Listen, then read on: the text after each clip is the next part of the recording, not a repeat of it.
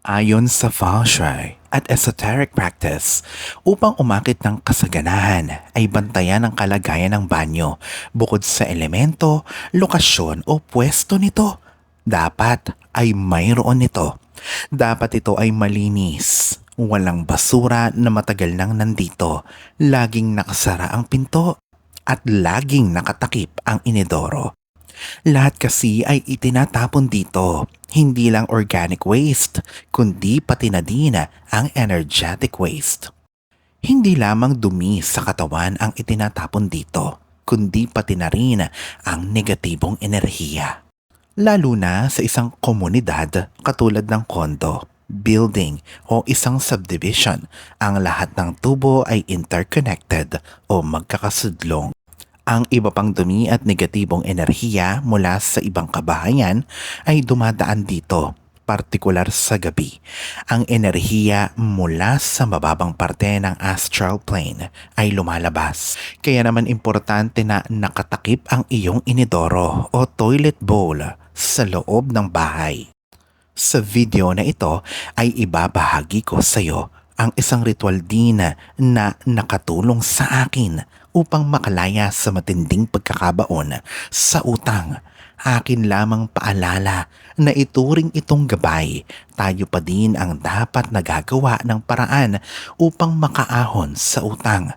Ang mga ritual, dasal o mga spell ay nandiyan upang makaakit tayo ng enerhiya na siyang tutulong sa atin sa pagtahak ng landas tungo sa tagumpay at anumang aspeto o larangan sa buhay.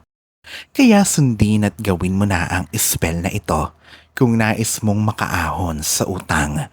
Kung ngayon ka pa lang sa channel na ito, ay huwag kalimutang i-like at i-share ang video na ito. Mag-subscribe ka na din at i-click ang notification bell para lagi kang updated sa mga bagong spells na talaga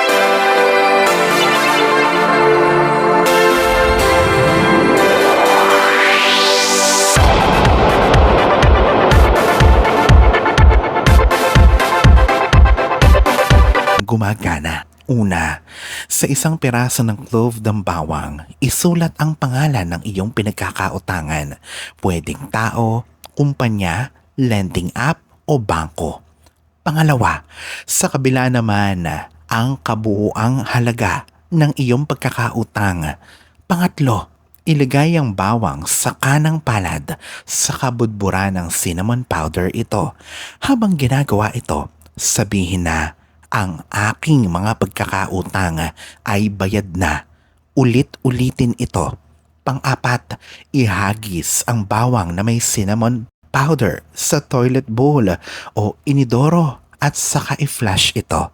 Pang-lima, i-visualize na na-flush na din ito ang negatibong enerhiya na dulot ng pagkakabaon sa utang. Gawin ang ritual na ito bago ka matulog sa anumang araw at oras. Alalahanin na sa poong may kapal pa din, nagmumula ang lahat ng pagpapala, ang kasipagan at ang kabutihan sa ating kapwa kasabay ng buo mong pananalig sa may kapal. Ang siya pa rin na dapat ay manaig.